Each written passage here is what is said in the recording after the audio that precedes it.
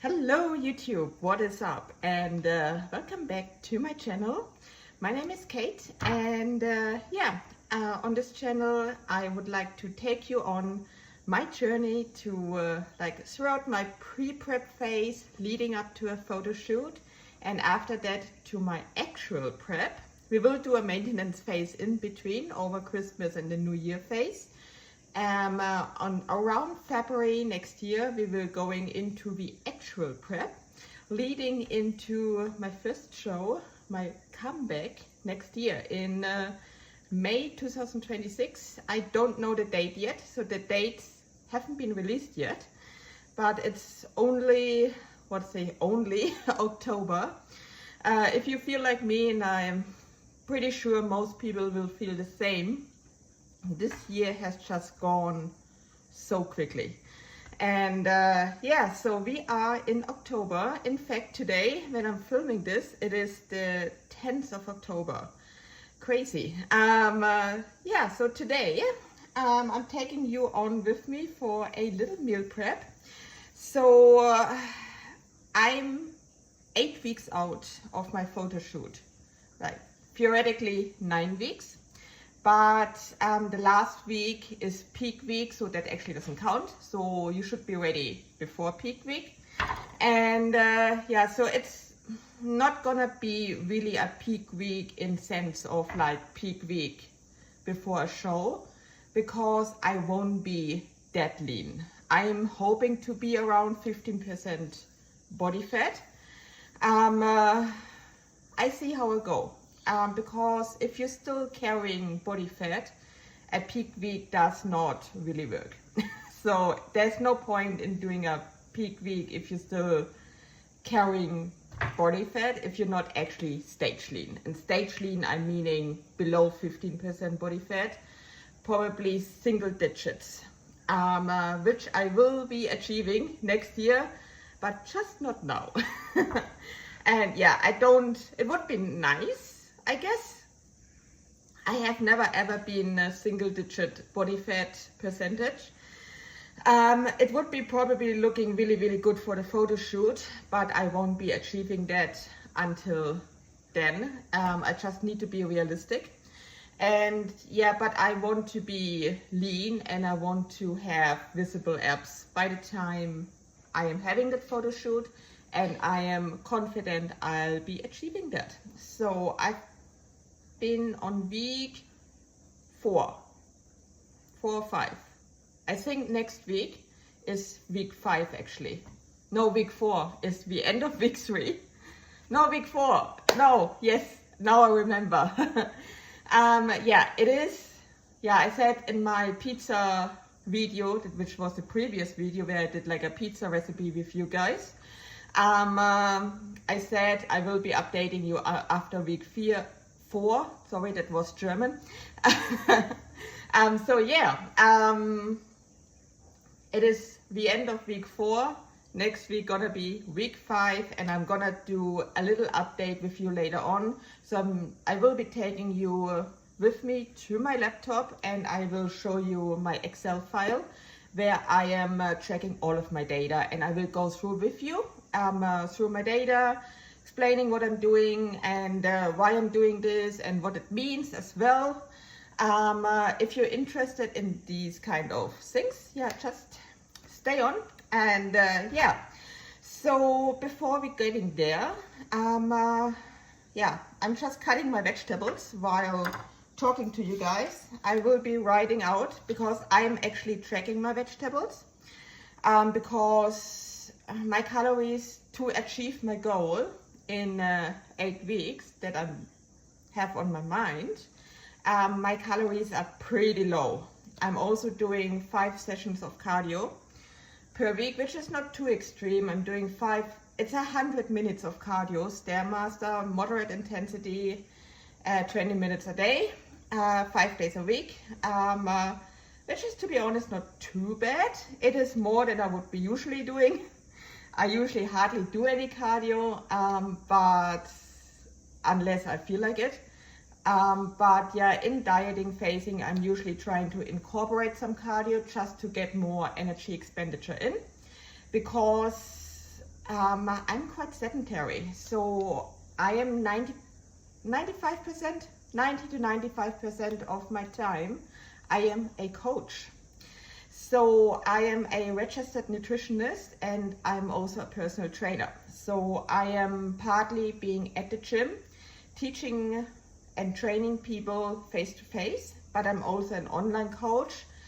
And yeah, actually being on my computer 90% of the time and talking to my computer, going through coaching calls and check-ins and doing all these kind of things and talking to my computer all day long. Yeah, it's a weird job, but it is a really fun and really fulfilling job, and I love helping people, and especially when people are coming back to you, achieving their goals, having better habits, and like being so like grateful for my help. That's just really, really fulfilling. And yeah, so I'm writing down, so often, because often I get clients that say, oh my God, tracking, it's so time consuming. And yes, it is kind of time consuming, but also kind of not. To be very honest with you, I personally don't find it time consuming at all, but that also is probably because I've been doing this for like 12 years. So I've been tracking literally my food for 12 years, putting all my food on the scales, putting it in an app. I do have phases when I don't track. But yeah, when I'm dieting, I'm definitely tracking. So for me, because it's like second nature, it's just like, it's what I do. But for everyone who is new to it, and I do have a lot of clients who are new to it, it can be very overwhelming. And often they come to me and say, Kate, I don't have the time, I don't know how to do it, I can't put all the freaking food on the scales because I do have a family, I have children, and I don't have the time. So okay, so when this is the point, I just go through my clients and say, okay, woman, man, what are your responsibilities? What is the time that you can allocate to your meal prepping, to your nutrition planning, and allocating time to your training? And then we take it from there.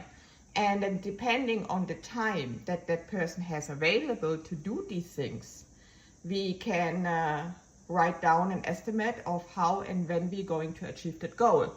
Because if I'm saying, okay, if you want to grow your glutes, so I do have male clients, but the majority of my clients are female. And if they're saying that, oh, like I want to have like big and peachy glutes, it's okay. If you're a beginner, we maybe do like 10 to 15 working sets on your glutes. But if you are already like an advanced trainer, you've been training for years, but you're not seeing results, and then I see the training program that you're doing, and you're doing like a maintenance volume on your glutes, and I said, so it's no wonder that you're not seeing results, because you're doing a freaking maintenance volume on your glutes. So we need to pump it up to at least the double amount of what you're doing. We need to think about doing probably, depending on where that person is in their phase, we might need to push that up to like 30 to 40 working sets per week. And then often they get there and so, no, I don't have the time. I got job, I got appointments, I got children, I got, as I said, like all these responsibility. I can't put this aside to spend like 2 hours in the gym. And I completely get it. And that's really the point where often we have to say, okay, we need to like limit our expectations here.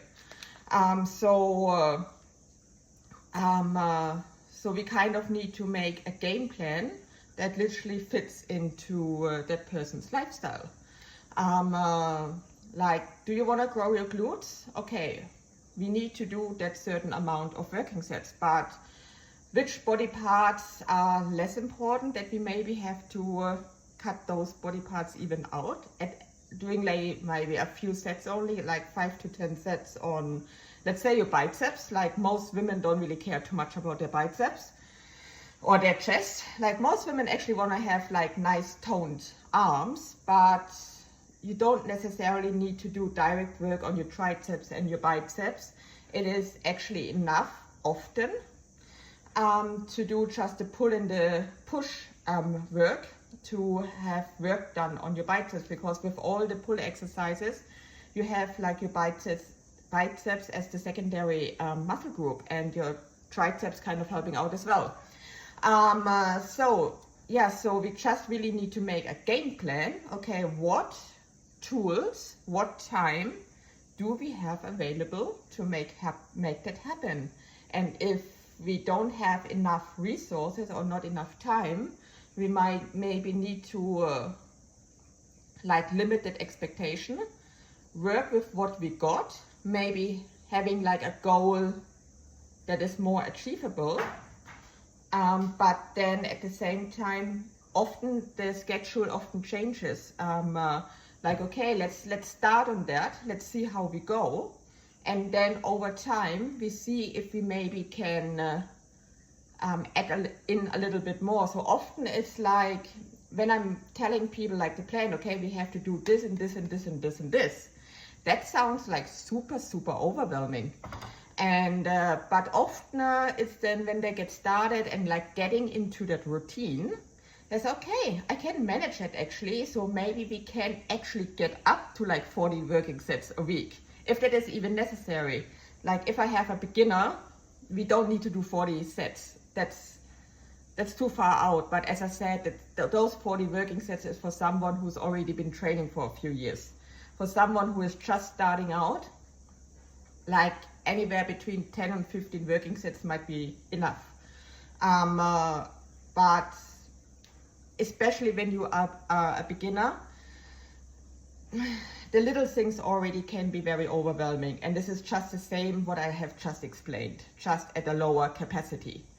So next thing is, this is actually what I want to talk about today as well.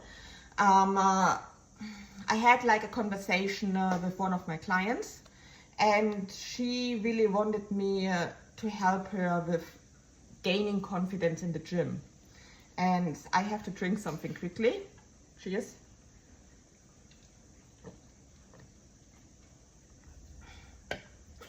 That's like Schweppes. Schweppes has like made its drinks in cans. I don't know when that happened. I just found it in the shops, and it's egg room, like blood orange flavor, and it's so good.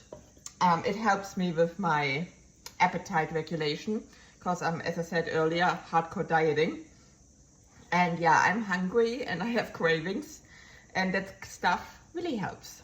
And no, I'm not afraid of artificial sweeteners. So anyways, so that client was very, very shy. She didn't really tell me a whole lot. And the last time, like I asked, so okay, she wanted to lose body fat, and she also wanted to like learn how to move in the gym, like getting it. She always been to the gym, but she was more or less hiding at the cardio section, in the cardio section, and she's done like a few like hip thrusts and some things like that she knew. And she was very,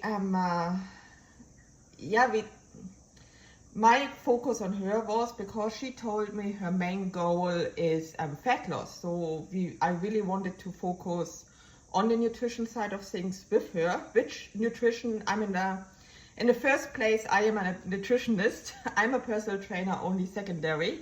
So my bread and butter is nutrition. So that's what we were focusing in. So look, if you want to lose body fat, the main thing is to focus on the nutrition. And of course, training, building muscle definitely helps, because the more muscle we have, the easier it can be with the fat loss, because more muscle means higher metabolic rate, we're having a more energy expenditure. Also, we can eat a little bit more, which is nice. She kept telling me for like 6-7 weeks she needs to get into the routine. And I take the blame a little bit on me. I probably should have found the conversation like way earlier. But I can't force people. If people are not coming to me, like I'm chasing up my clients. I'm chasing up all my clients because they're paying me. So I definitely need to bring the value over what people are paying me. So, but if what I explained was like, I do everything in my power to help you, but you also have to meet me halfway. Like, if you're not expressing your feelings for me, I can smell it. I mean, I'm asking all of those questions, but if I get an answer like, oh no, everything is fine, then, well, I believe everything is fine. I know deep inside of me, things are not fine, but I also learned, because I've been a coach for a few years now, I also learned sometimes to give people time to like helping them to like trust you, and then will open up. So, and she finally did open up to me and said she is so anxious about going to the gym. She's so feeling so silly about doing the exercises. I mean, people who are coming to me, there are, yeah. So I'm creating the program for them. And in the gym, we're going through the program. So when they're training by themselves, because it is required to do your workouts outside our PT sessions, to achieve the goals as well, and to practice. Like, if you don't practice, there is no routine and you won't learn. Makes sense, I guess. So as I said, she finally opened up to me and said, yeah, she's feeling so silly that she's doing something wrong. And then she like really wanted to like help me support her. And then I said, like, I can't support you if you keep canceling your session, because that was the next point. She even didn't show up to her sessions. She kept paying me, but she never showed up. So I'm sorry, I'm not gossiping here. I know it's how it sounds like, but I just trying to explain that if you are signing up with me, you need to be committed, and you need to meet me halfway, because if you don't meet me halfway, I can't help you. Yeah, so that's pretty much it. So yeah, what I want to tell you, yeah, is kind of the story leading into what I wanted to talk about today. And this is basically getting into a routine. So how do we get into a routine? So into a routine, call it habits, call it, I don't know, whatever you want to call it, is basically doing the things that you want to. So like getting into the routine, so how do we do that? So basically, like in the previous example with that conversation I had with one of my clients, was okay, so obviously we do have a little bit of an extreme situation of anxiety. So how do we handle that? Obviously, we're having the PT session. One good thing is finding a friend, like a gym buddy, that comes with you and supports you outside the PT sessions. Having regular communication with me in terms of exercise, nutrition, anything that's coming up. I mean, that's really part of coaching. And then the other part is, you probably all know that book, Atomic Habits, from James Clear. In that book is prescribed a step-to-step guide on how to get into a routine, building up habits. Routine habits, same thing.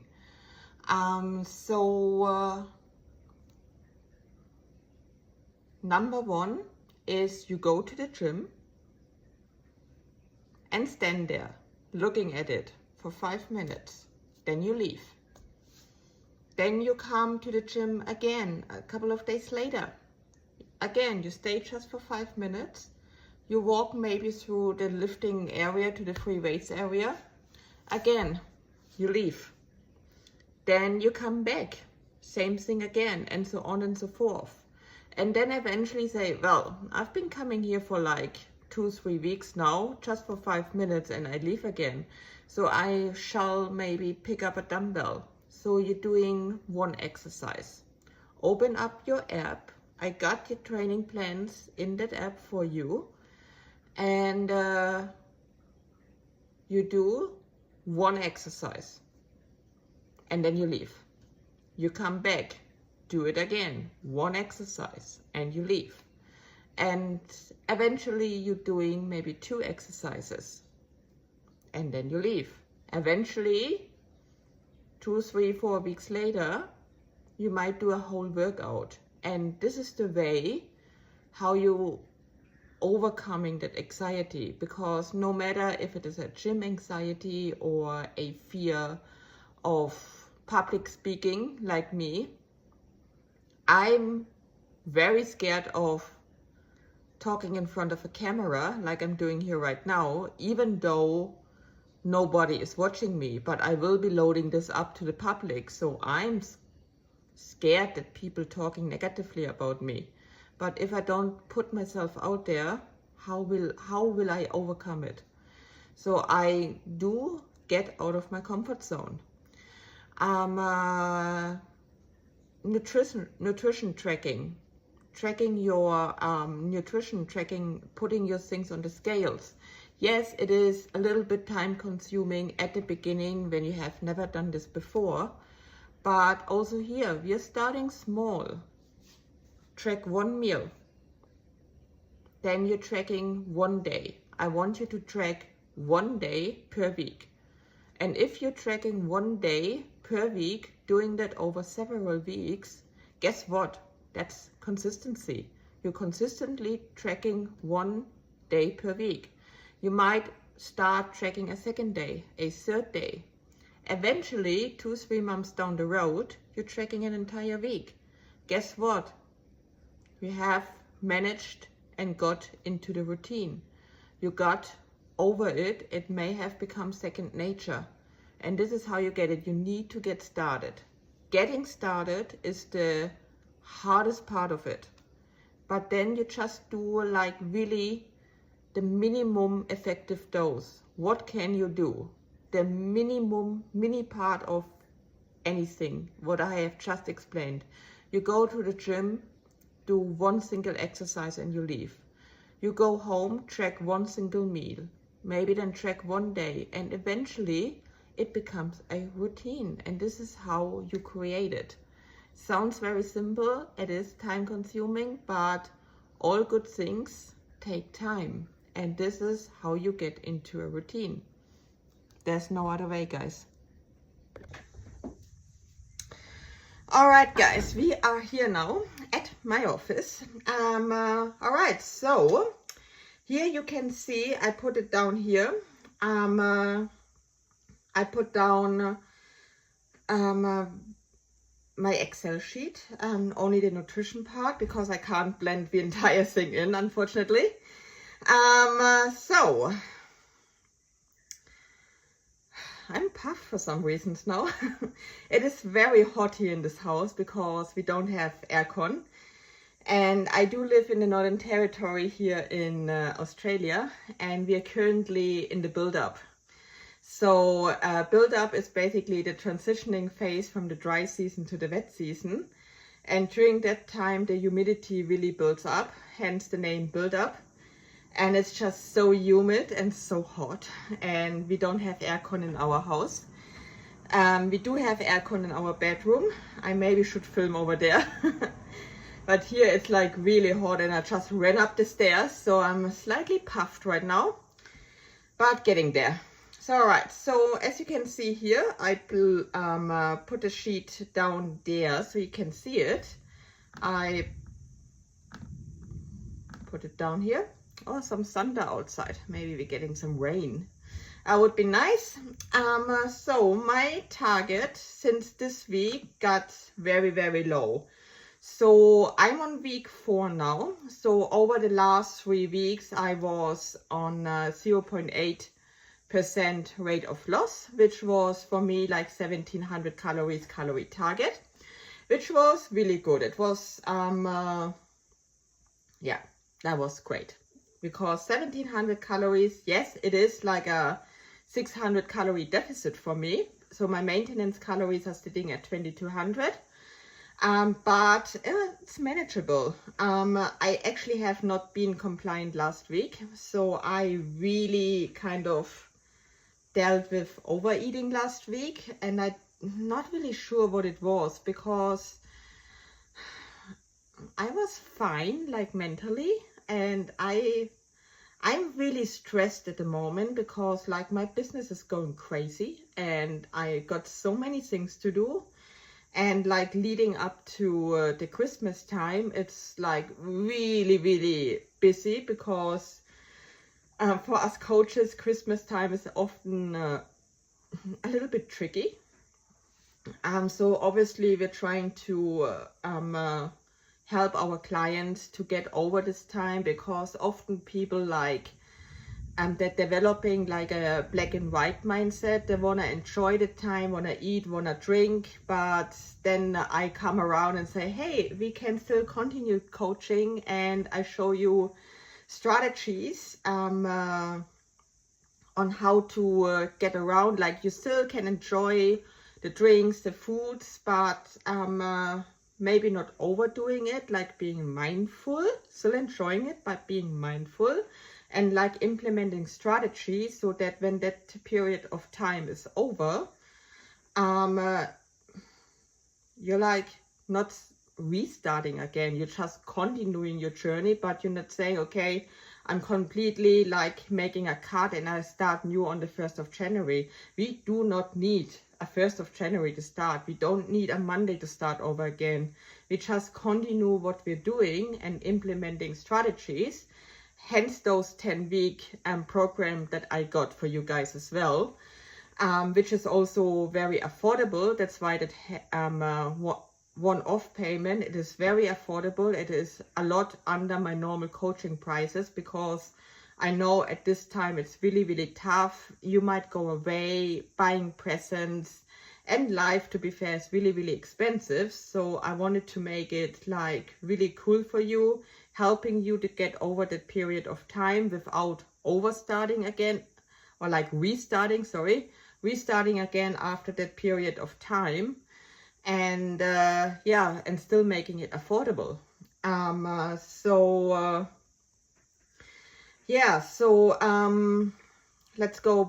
Let's go to business. So I was struggling a little bit last week. I was ovulating as well. So sorry, I'm being very personal sometimes. I talk about my period, I talk about my toilet, I don't care. I'm a registered nutritionist. I talk about those things all the time. So like I had like my overeating kind of continued on that Monday. I still made it week well, so I still ended up with 94%.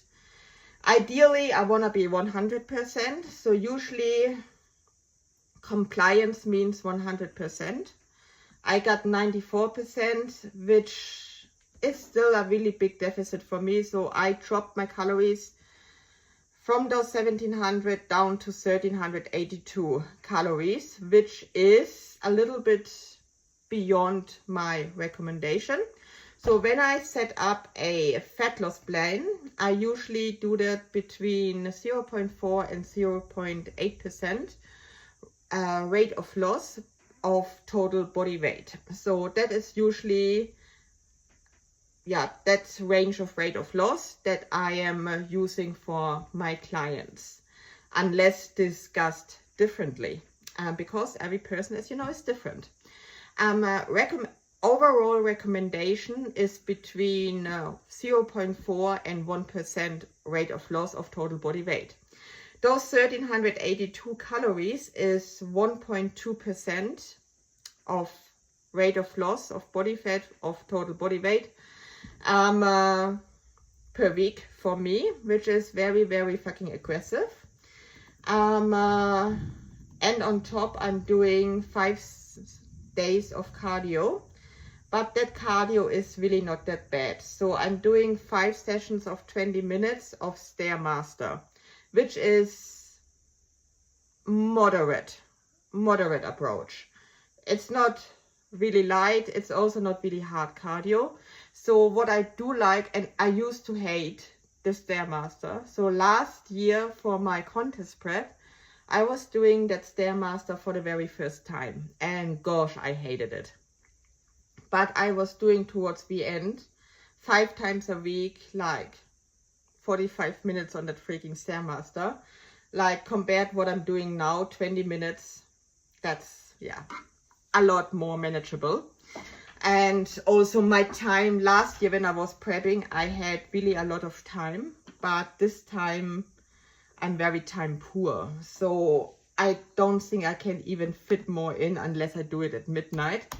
And I really cannot be bothered doing that at midnight. I do have 4 to 5-ish resistance training sessions. So I put down here my training part of the Excel sheet.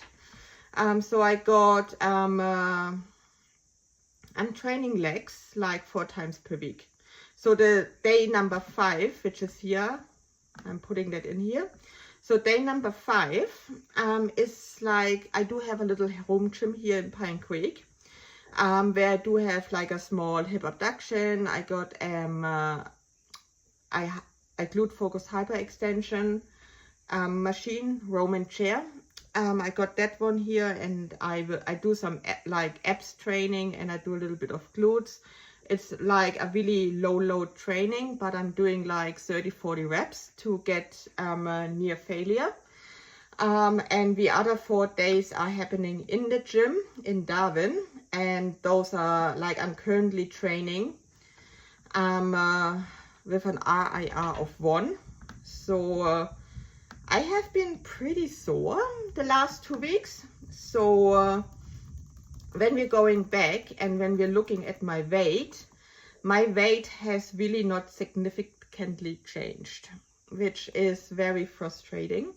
I got down like a kilogram, and I'm on week 4 now, and it's supposed to be minimum, according to my calculation, I should be down by a minimum of, I quickly look, I can't remember.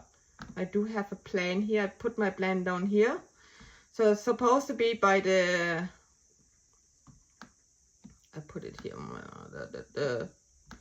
yeah, by the 7th of December, which is the start of the peak week, I will be 66 kilograms, according to the predicted calculation, which is here. At the moment, when I'm looking at my actual weight, it looks like I'm like 2 kilograms behind. So I might not even make it there. Which is really, really, really frustrating when I'm only looking at the scale weight. But I am not looking only at the scale weight. So if you know me, and maybe you're even following me on my Instagram, I put my Instagram down here, by the way. So scale weight is definitely a measurement I'm taking into consideration. I definitely take that measurement of my clients as well.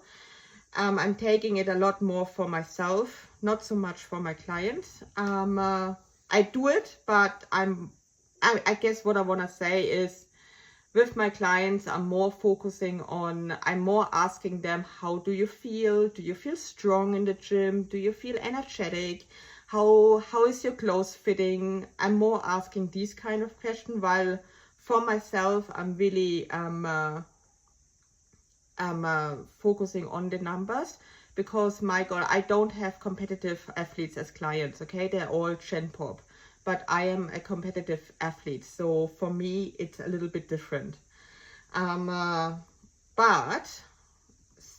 I am coaching myself, so I have to take my emotions out. Yes, I do get frustrated when the scale weight is not going down. So I need to be very objective with myself and taking out the emotions and being a coach. Like, to myself, I always think, okay, Kate, you are your coach now. What would you tell your client? So I'm taking photos. I am taking my measurements. So if we're going to my measurements, I actually have lost centimeters around my chest. I have lost centimeters around my waist, my hips, my bum, and I'm measuring even I'm losing a fair bit of weight of my quads actually.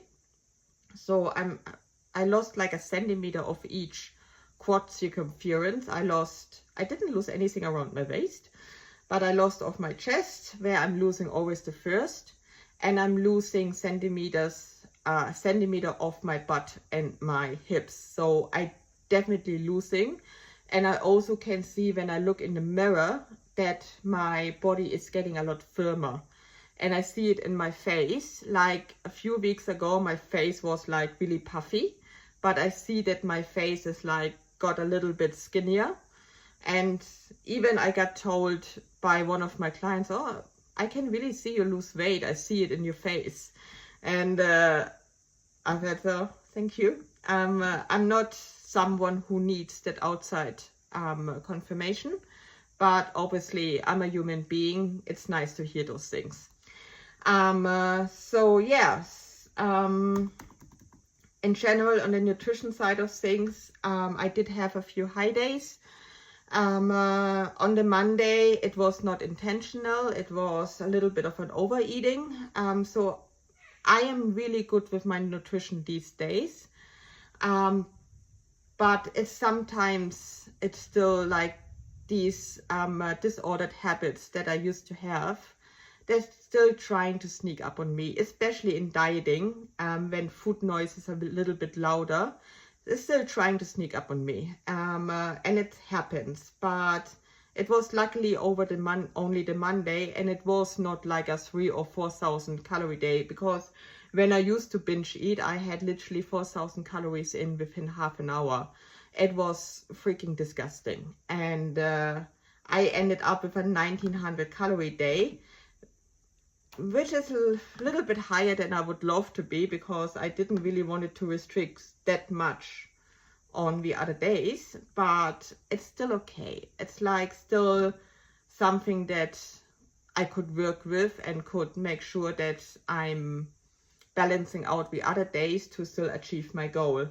So I had intentionally a higher day on the Friday because I was so hungry on that day. The other days when I put quickly up my subjective data, so you can see now my subjective data. So I'm checking my hunger levels, my energy levels, my food focus, my cravings, my stress levels, my digestion.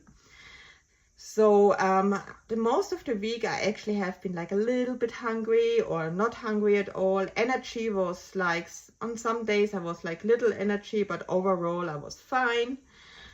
Food focus was like, when you read here the food focus section, it was really like constantly thinking of food or sometimes thinking of food. So one of the reasons is, you can still see here I'm also tracking my period.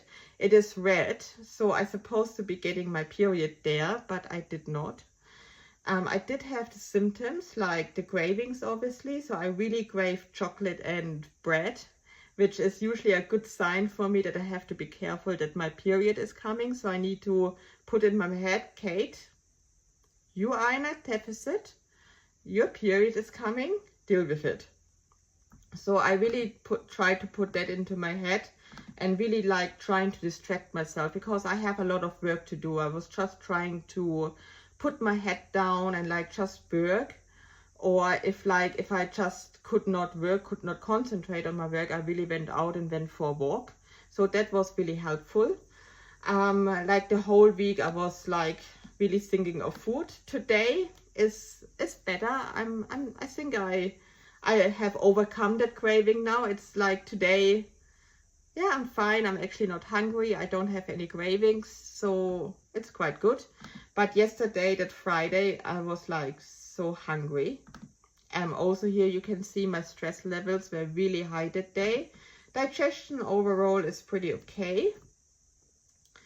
So let's go back to my nutrition. So nutrition, yeah, that's why I actually said, okay, I set a high limit. So Obviously, I want to stick to my calories. I'm trying not to calorie cycle, staying consistent with those 1382 calories. If I'm on higher calories, like when I'm on like 1700 calories, what I was the last 3 weeks, I was doing calorie cycling. So, but it was manageable to do. On like when I go below 1400 calories, I usually don't do calorie cycling, because that means I have to go a lot lower throughout the week to have that flexibility on the weekend. In this case, just not worth it for me. So I still track. So when I go ahead and track my week ahead, I do track, because on a Sunday night we're going out for food. So I usually track a steak with some vegetables, and I usually track a glass of wine as well. So and then I work around it. And on that day when I have the glass of wine, which is like just 130 calories, considering 1 glass per week, not a bottle, and I have the steak, and I just really work around it. And on the weekend I'm at home, so I'm not really, I don't do cardio. I have just this little mini session in my home gym, but apart from that, I don't really have that physical activity that I have throughout the week with all my training and my cardio. So I don't really need all the carbohydrates on the weekend. So I'm happy to be a little bit hungry, but therefore I can have a little bit of enjoyment, if that makes sense. That enjoyment obviously is not a lot, but at least it gives me a little bit something to make that process enjoyable for me. Because to be honest, if I'm not able to have that enjoyment, and if someone would tell me I would need to only eat chicken, rice and broccoli and only drink water and black coffee, I would not do it. I would not do it. So I definitely want to have this flexibility, and I made it to stage last year. I will make it to stage this year with exact this flexible dieting approach, and I will definitely bring on a way better package, and I will make it. So I'm very confident in that. And yeah, so and seeing my body is changing is just making me aware that the scale weight is not taking in all the progress. So the scale weight alone is not a measurement of your progress. So the scale weight is one of the measurements. As I said earlier, I do take my circumference measurements. I have my progress photos where I'm comparing my physique. And obviously I'm also taking into consideration how is my clothes sitting, fitting, how is my energy. I do feel better. Energy is obviously with lower calories, my energy will go lower, but at the moment I'm feeling all right.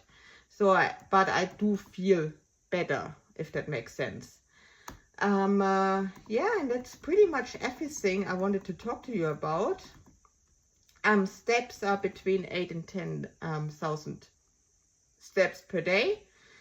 So I usually go around 8,000 steps on my cardio days, and then on the weekends when I'm not doing cardio, I'm getting in 10,000 steps. I'm checking my energy expenditure. So I'm taking my energy expenditure off my watch. And no, that number you get off the watch is not accurate, but I'm not taking those numbers as absolute numbers. I'm taking those numbers as relative numbers. So so that I can compare week by week. Is my energy expenditure is staying consistent? Is it going down? If it's going down, I definitely need to do a little bit more to ensure that I'm still keeping the same calorie deficit. Yeah, so that number, those numbers can go off by, sorry, there was a message coming in. Those numbers can go off by 40 to 50%. I think I read something even by up to 60%. I'm not really sure which number is correct, but anyway, those numbers can be off between 40 and 60%. I guess it depends on what brand of watch you're using. But as I said, all of those numbers, I'm comparing them week by week and taking the pattern and not the absolute numbers for granted. And I'm tracking my sleep. So on average at the moment, I'm getting in, I'm still missing one day, which is the Sunday. So I'm hoping getting, let's say I get 8 hours of sleep in on Sunday. I would get to just under 7 hours of sleep per night, which is not bad. Yeah, so that is basically everything. So, and this is the end of this vlog, and I hope you enjoyed it. And if you do have any questions, please let me know. I'm very happy to answer all of your questions. Just write them down in the comments for me, please. And yeah, also head over to my Instagram and just blending in my Instagram again, so you can have a look to get like I'm being a coach. I think I mentioned it at the beginning. I even don't remember. I think I mentioned it at the beginning of this video that I'm like 90-95% a coach. So I do not have too much time of filming, not enough time that I would like to, but I'm trying to do my very best to do one of those videos at least every fortnight. But I do actually post daily on my Instagram. So if you want to know more, head over to my Instagram and check out my posts. On my Instagram, there's also an inquiry form where you can inquire coaching with me. I will get then in touch with you to have a chat. So that's all for free. You're not obliged to do anything. We're having a chat first, and then we see in what direction we want to go. And of course, as I mentioned earlier as well, go into the description. There will be the links to all of my guides, as well as to coaching, one-on-one coaching inquiries. And yeah, so that is pretty much it. And I hope you liked it. And thank you very much for watching. Hit that little subscribe button so you never miss out when a new video is up. And yeah, looking forward to seeing you again. Bye.